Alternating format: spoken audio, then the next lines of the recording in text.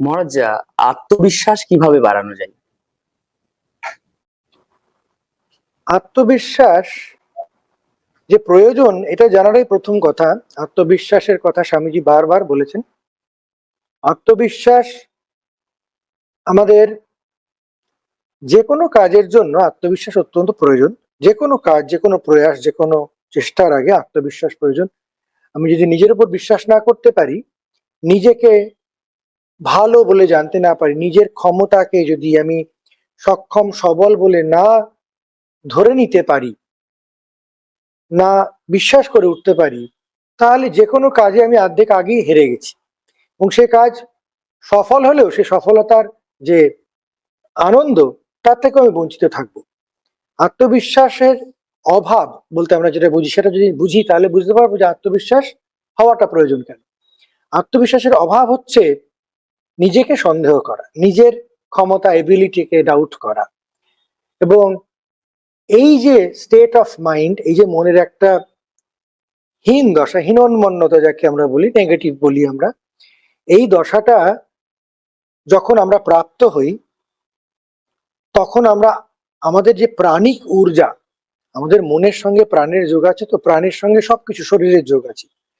এই মন যখন এই নিজেকে বিশ্বাস করতে পারে না ঠিক মতো, তখন তার দেখা যায়, ডাক্তারি ক্ষেত্রেও দেখা যায়, তার শরীর, প্রাণ, শারীরিক অন্যান্য বিশেষ করে ব্রেন, এগুলো অত্যন্ত ক্ষতিগ্রস্ত হয়। তখন সেগুলো একটা, যেটাকে আমরা যে বলি যে একটা গঠন, একটা হচ্ছে লয়, একটা কনস্ট্রাকশন, একটা ডিস্ট্রাকশন, এই তো চলে মানুষের শরীর মনে।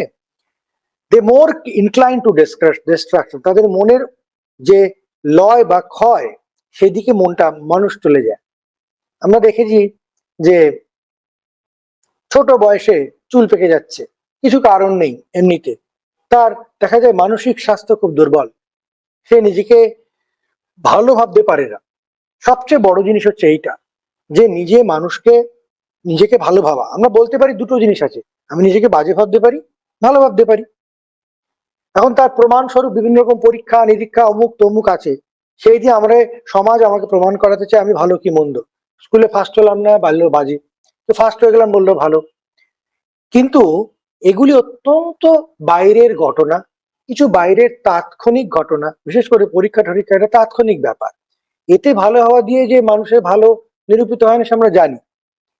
কিন্তু একটা মানুষের মন যখন নিজের প্রতি বা নিজেকে এমনি এমনি বিশ্বাস করতে পারে যে আমি পারবো, চেষ্টা করলেই পারবো, এই যে ক্ষমতা, এটা একটা পসিবিলিটি। আমি যে নিজেকে পারবো না বলে ভাবতে পারি, আমি নিজেকে পারবো বলেও ভাবতে পারি। এবং এই ভাবনাটা যদি আমি আরোপ করি, এই ভাবনাটা যদি আমি অনুশীলন করি, তাহলে দেখা যায় যে মানুষের মধ্যে অসীম একটা বলের সঞ্চার হচ্ছে। ঠিক যেমন আমি পারবো না ভাবলে মানুষ ক্রমশ যেন জরাগ্রস্ত, মৃত্যুগ্রস্ত হবে। আমরা সারাক্ষণ মনে করি, এর প্রমাণ কি? আমি চাইলেই তো পারবো না, আমি বলে বেড়াচ্ছি আমি পারবো। এর একটা বাজে দিকও আছে, যে অহংকার। আমরা বলি অহংকার খুব বাজে, সে অহংকৃত হয়ে বলছে আমি সব পারি।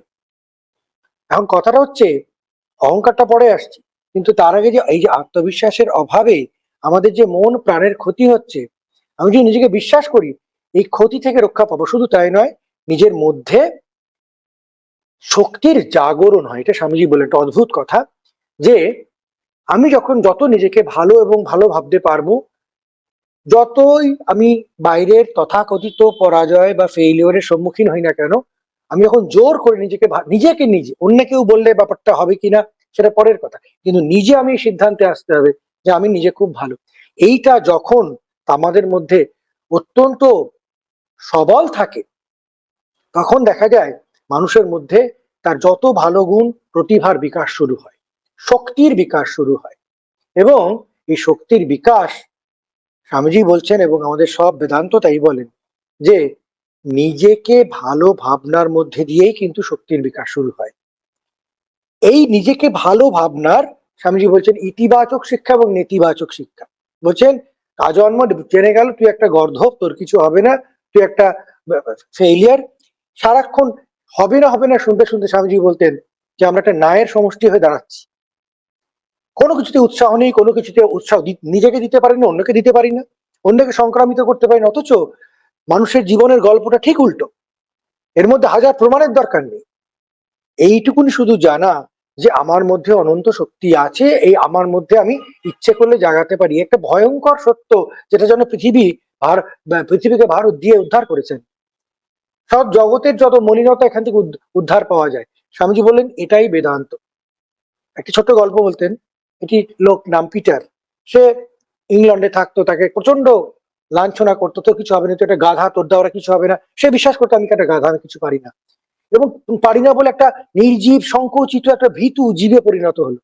একটা জাহাজ যাচ্ছিল ইংল্যান্ড থেকে আমেরিকা, সে জাহাজে চড়ে বসেছে, কিছু হবে না ইংল্যান্ডে। সে সারাক্ষণ অন্ধকার একটা জীবন যাপন করছে, কেউ উৎসাহ দেওয়ার নেই।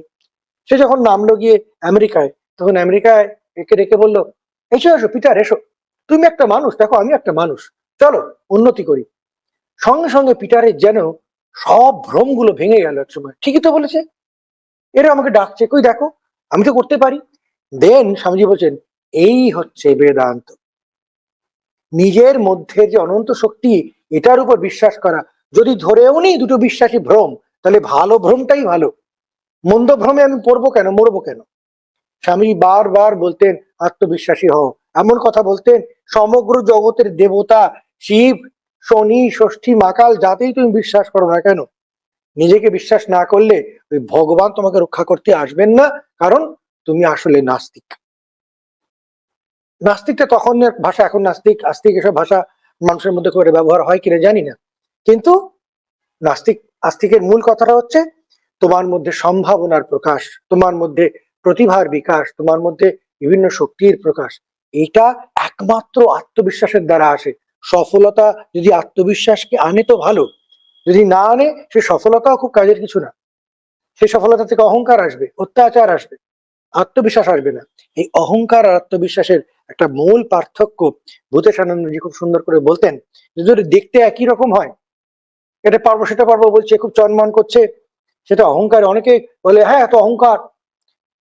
অহংকার যদি বাজে ধরে নি, এটা একটা বাজে ধরার কোনো অর্থ নেই। অহংকার, ভালো অহংকার হওয়া অত্যন্ত প্রয়োজন। আমি একটা ভালো ছেলে, ভালো কাজ করি, এই অহংকার ভীষণ প্রয়োজন। কিন্তু যদি অহংকার ক্ষতিকারক অহংকারের কথা বলি, তাহলে অহংকারের থেকে যদি এই আত্মবিশ্বাসকে পার্থক্য করতে হয়, তার একমাত্র পথ হচ্ছে ফলে। যিনি আত্মবিশ্বাসী তিনি যতই হাম্বাই টাম্বাই করুন না কেন, তার সঙ্গে মিশলে অন্য মানুষের মনে হবে হ্যাঁ এটা আমিও পারবো, উনি পারেন আমিও পারবো। একটা পজিটিভ ভাইবস যেটাকে আমরা বলি, একটা খুব সদর্থক তন্মাত্রা সংক্রমিত হয়, যে হ্যাঁ ওর মধ্যে উৎসাহেরই প্রাবল্য প্রচন্ড, ওনার মধ্যে কোনো ঈর্ষা নেই, কোনো দমনের মনোভাব নেই, কিন্তু অহংকারের মধ্যে ঈর্ষা দমনের মনোভাব আছে। তখন অহংকারের সঙ্গে মিশলে হ্যাঁ উনি কত কিছু পারেন, আমি কি আর পারবো, উনি কত বড়, আমার নিজেকে আরো ছোট মনে হচ্ছে। এই ছোট মনে হওয়াটা বলতেন যে তাহলে ওটা অহংকারী হয়তো বেশি আছে। কিন্তু মূল কথা, এই আত্মবিশ্বাসের উপর স্বামীজি খুব জোর দিয়েছেন। প্রথম কথা, যে আত্মবিশ্বাসটা হচ্ছে আমাদের fundamental of human living. Fundamental. তুমি একটা আনন্দ করছো, অথচ পিন পিন করে আনন্দ করছো, আনন্দ আত্মবিশ্বাস ছাড়া করা যায় না। আর কি করে বাড়াতে হয়? বাড়াতে হয় আত্মবিশ্বাস অনুশীলনের মাধ্যমেই। তার একটি খুব বড় দুটো জিনিস, একটা হচ্ছে শরীর খুব সবল চাই। স্বামীজি বলতেন যে কেবলমাত্র সবল শরীরে সবল মনের বাস, দুর্বল শরীরে সবল মনের বাস হয় না। সেটা শরীর গঠন করলেই বোঝা যায়, মনে প্রচুর উৎসাহ এনার্জি এসে যায়। তারপরে হচ্ছে মন। মনের খাদ্য কি? ভালো লাইফ পড়া, ভালো মানুষের জীবন পড়া, ভালো গ্রন্থ পড়া, যেখানে ভালো ভালো কথা আছে, উৎসাহপূর্ণ কথা আছে। ধরো যে গীতা লোকে পড়ছে না, কিন্তু যদি একবার পড়ে দেখে, ধরো যাক স্বামীজির বই কথামৃত যদি পড়ে দেখে, অবাক হয়ে যাবে। কেউ যদি বলে তুমি আত্মা, আত্মা মানে সর্বশক্তির আধার, আমাকে একটু ভালো ছেলে বললে আমি আনন্দে ডগমগ করি, তুই খুব ভালো তো খুব ডগমগ করি। কেউ যদি বলে আত্মা, তখন না না মিথ্যে কথা বলছে, এই তো গাঁজাখড়ি গপ্প বলছে। তা কখনো হয়? তাই যদি না হয়, তাহলে এই বইগুলো এত হাজার, 100 বছর নয়, 1000 নয়, 5-7 হাজার বছর ধরে মানুষ পড়ছে কেন? তারা কি সবাই মূর্খ আর আমি বুদ্ধিমান? কথা হচ্ছে এই অমৃত পড়তে হবে।